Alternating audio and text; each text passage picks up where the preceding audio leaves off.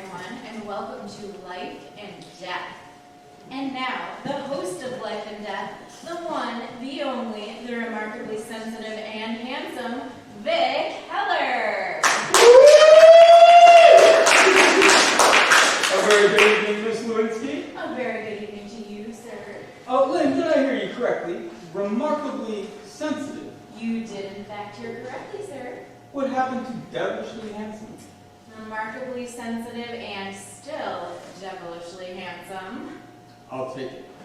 Well, Lynn, if you insist on that description, I certainly shouldn't argue with you.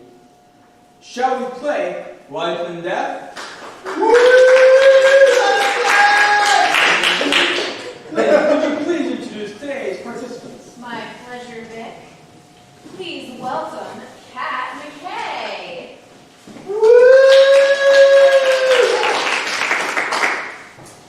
Kat is currently buried in a basement under 3 floors of debris from a building renovation in Madison Heights, Michigan. Her fellow workers, all members of Plasters and Cement Masons Local 57, are in a frantic search to locate her. Our next participant, Billie White. Billie drove herself to the emergency room late yesterday afternoon with complaints of chest pains and shortness of breath. Billie was ultimately admitted for observation to Big Sky Medical Center in Big Sky, Montana. At this moment, Billie is in a code blue situation with the medical team doing their best to save her life. Our third and final participant is Olivia Reardon. Olivia presently sits upright and alone on a seldom-traveled dirt path in the South Mountain Reservation in her hometown of Bay City, New Jersey. Olivia has been calling for help for almost a half hour with no response. Thank today's participants of Life and Death.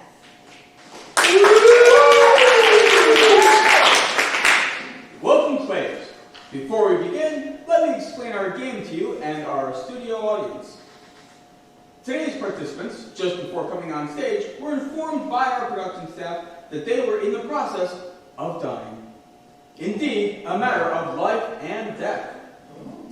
MacKay, Billie White, and Olivia Reardon have all had the opportunity to survive their current predicaments and receive a reprieve from the ultimate meeting with the Grim Reaper, because here, as in the real world, anything is possible because it comes down to life and death. Our participants have each selected 3 numbers from 1 to 200. Their numbers corresponded to similarly numbered envelopes that, before the numbers were selected, contained cards with a variety of universal philosophical questions. These are the 3 sets of selected envelopes that currently sit on Lynn's table. Lynn, please. Oh. Thank you, Lynn. There will be up to 3 rounds of play. In each round, our participants will answer a question. They will receive points only for an acceptable answer, as determined by a collective of omniscient judges who, as in all worlds, are neither seen nor heard. Kat, Billie, and Olivia had very little time to comprehend their situation, and even less time when contemplating what numbers to choose. Obviously, they nor Lynn and myself had any idea of the context and content of the questions.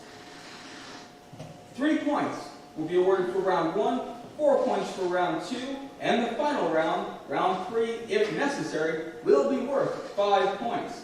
Any participant finishing with 8 points or more avoids their death-threatening predicament. Remember, only 2 participants play per round, and your position in the game is solely up to random selection of the numbers. You will have 10 seconds to formulate your answers, which must be in the form of 1 simple sentence. So be aware of how you word your statement. So, let's play Life and Death. Is it correct you have no idea of the envelope's content or the participant's number selection? That's right, Vic. I'll be aware of both for the first time during the course of this game.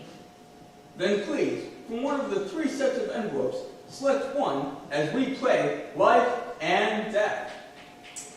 Vic, let's start with a number that reminds me of one of my favorite Disney movies growing up. 101. That would be a reference to 101 Dalmatians, That's correct, Vic. a film I personally know as one of my friend Walt's favorites. Our first round question, envelope and number 101. 101. Kat, Billie, Olivia, claim that number. That number will be mine, Vic. Billie White, you begin round one. Lynn, please open the envelope for the game's first question. Now remember, you will have 10 seconds once Lynn has finished reading the question. Lynn, the question. What does it mean to have a good life? What does it mean to have a good life? You have 10 seconds. It depends on the context of the question, who is asking and who is answering the question. Judges? Ooh.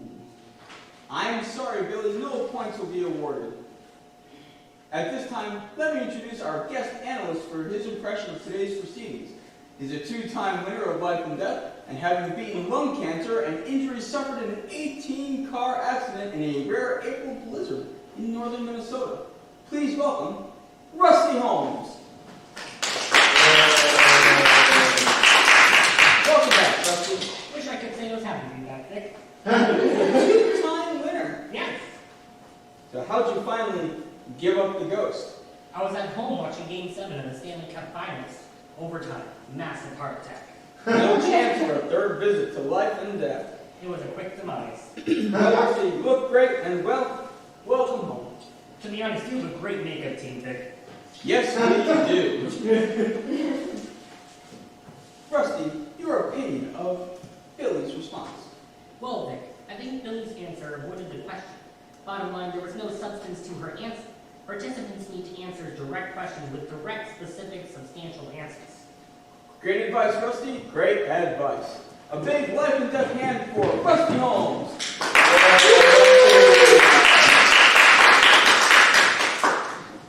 Lynn, let's move on to our second selection and the next participant to play Life and Death. Number 76, Vic. 76, as in the number of trombones in the big parade. Mike and Olivia, Kat and Olivia, claim that number. 76 is my number, Vic. Oh. Olivia Reardon claims number 76. Kat, unfortunately, according to our rules, you will not be given a chance to answer a question in round one. Hopefully, you'll have a chance to be involved in rounds 2 and 3 and deliver acceptable answers that determine your life and death. Lynn, please read the question. Here goes, Vic.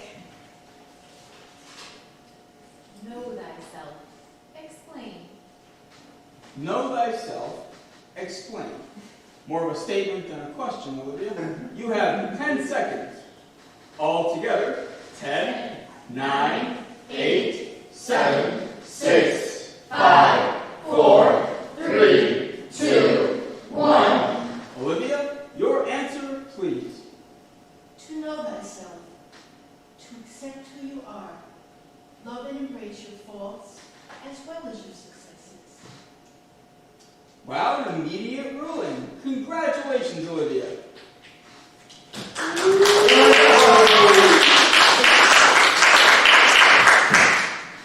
Well, participants, we've come to the end of round one.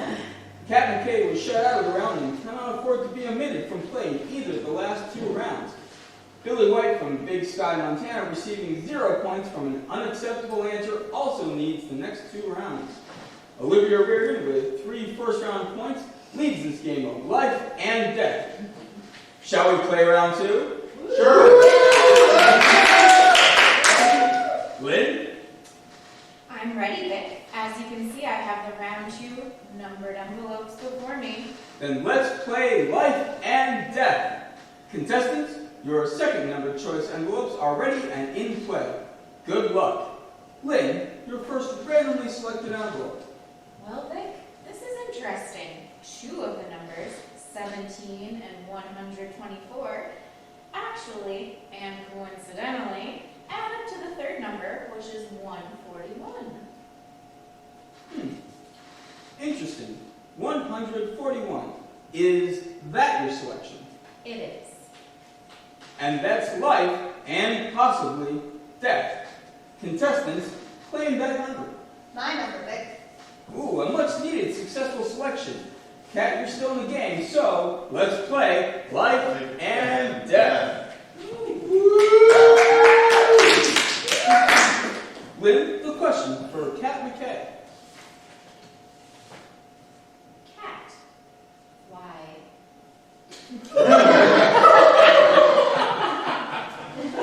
Kat MacKay, your round 2 question is, why? You have 10 seconds. Join the audience. 10, 9, 8, 7, 6. I have my answer, Vic. Oh.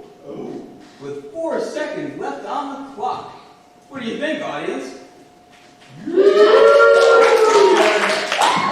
Very well, Kat. Why?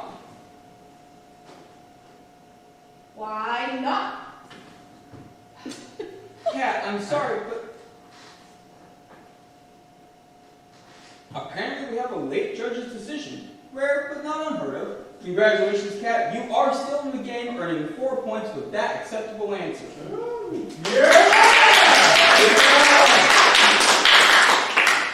Lynn, your next selection will determine if Billie White remains in the competition. Please select the next number and let's continue to play Life and Death. Well then, I have no real connection to either of these numbers, so I'm going to employ a process that my grandmama taught me when I was a little girl and couldn't decide on what candy I wanted when she took me to the corner store. Well, I think we all want to hear what that is. Don't we, audience? Yes! Well, if you all insist. Grandmama would allow me 2 candy selections, hold one in each hand, and eeny, meeny, miny, catch a question by the toe. If it hollers, let it go. Eeny, meeny, miny, mo. Number 17, Vic.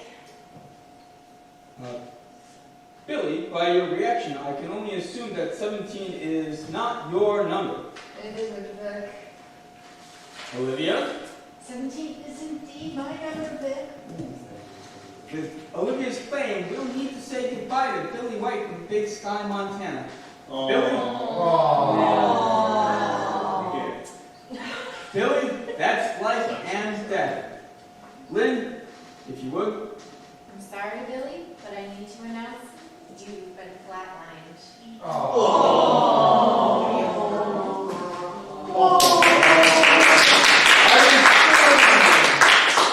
Billie White. We wish Billie a good afterlife. Olivia, Yes, Vic. a second question for you. Under the rules of the game, if you deliver an acceptable answer, Kat MacKay will answer first in round 3. If Kat, behind in points, fails with an acceptable answer, you will not need to answer a round 3 question and therefore automatically be given a life reprieve. Kat MacKay from Madison Heights, Michigan, and Olivia Reardon from Bay City, New Jersey. Are you ready to play Life and Death? I'm ready, Vic. Let's do it. Olivia, your question. Olivia, your round 2 question is, what is the inevitable ultimate result of creation? Audience, if you would, please. 10, 9, 8, 7, 6, 5, 4, 3, 2, 1. Olivia, what is the inevitable ultimate result of creation? Your answer. My answer is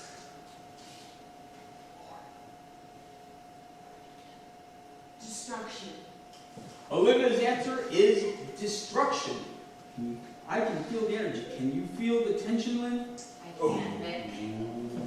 Audience? Yeah. Judges, your decision. Remarkable! Olivia Reardon from Bay City, New Jersey has answered the first and second round questions for a total of 7 points. Cat MacKay, all up to you now. With an acceptable round 3 answer worth 5 points for a total of 9, you will be propelled into your life reprieve. An unacceptable answer will prove costly for you, and those points will immediately transfer to your opponents, or in this case, Olivia. In addition to her already earned 7 points, Olivia Reardon will have 14 points, more than enough points to be granted her life reprieve, and will not need to answer a round 3 question. If Billie's number is chosen, it will be discarded, and Lynn will simply choose again. Let's play Life and Death! Lynn, the question, please.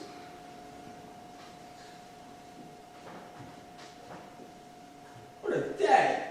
Do you know what that siren signals, Lynn? I do. The siren is a signal from our judges and means only one thing, the seldom used bookmark. Lynn, would you care to explain the bookmark? I'd be happy to, Vic. The bookmark places a temporary hold on gameplay and may occur at any time or in any game. Vic, it's very similar to the use of anything to mark page placement for a reader. What does this temporary hold on gameplay mean to our participants? Any participants, in this case Olivia and Kat, may use the bookmark to be granted a life reprieve. If this is the participant's decision, he and or she will forever forfeit coming back for life and death, and furthermore have 5 years deducted from his or her earthly stay once they return to their current life. I'd say that's a pretty big price to pay, Lynn. I'd agree, but an individual may feel confident in a long life and satisfied with that life. One never knows. Let's turn to our participants. Do either of you wish to use the bookmark? Olivia?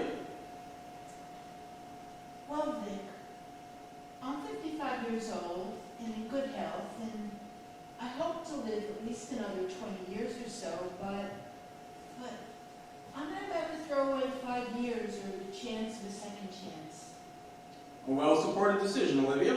Audience? Kat, what say you? Let's play life and death, Vic. Yeah!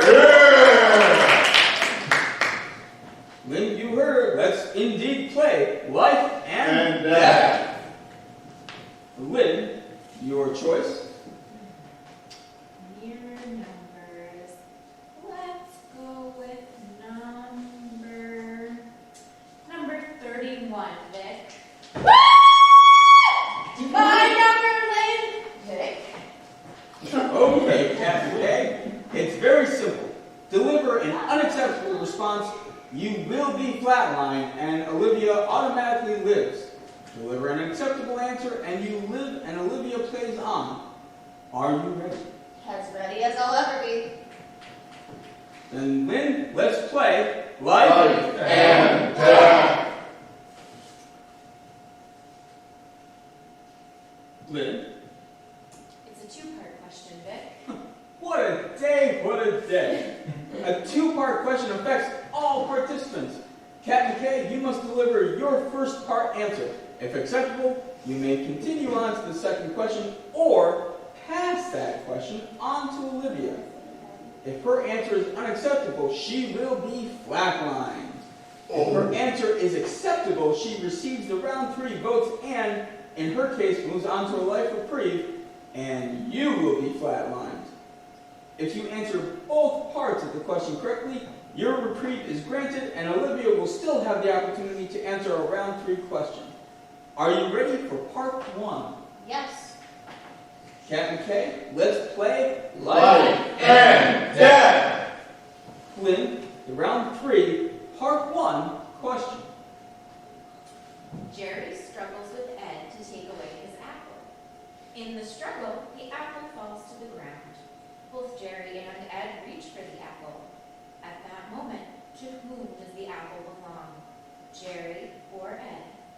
Audience, please remain silent to allow Kat total concentration. Kat, you know the drill.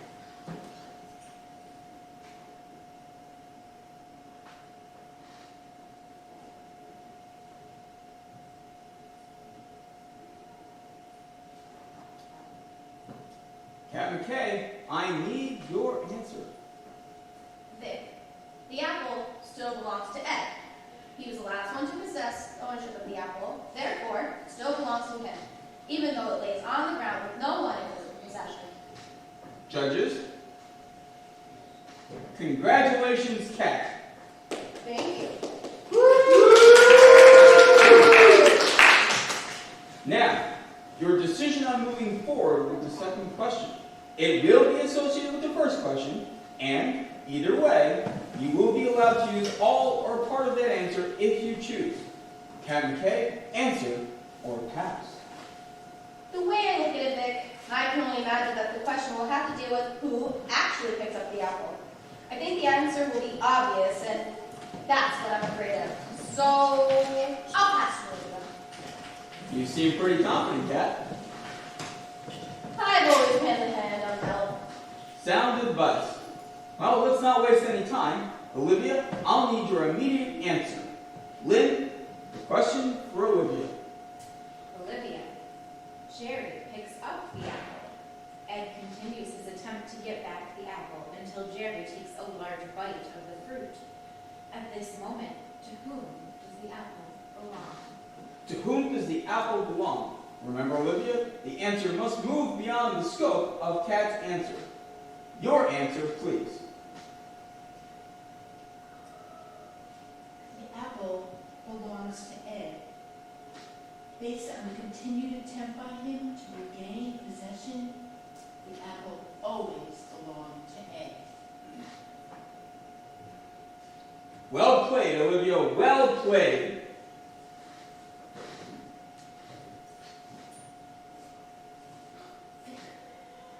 Thank you so much. Cat, you played your hand, and I guess you could say it wasn't in the cards. Olivia's acceptable answer means that you will be flatlined.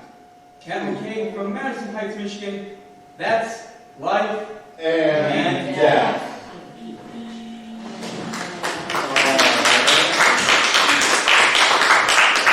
Have a great afterlife, Cat.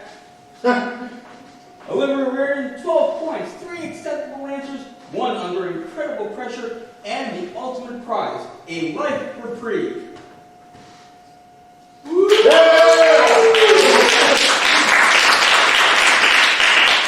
Olivia, that light and sound represent you being discovered by the New Jersey State Police. Within the hour, you will be hospitalized and begin your recovery from the injuries of an errantly shot arrow near the heart while jogging in New Jersey. You will have no recollection of your participation here today.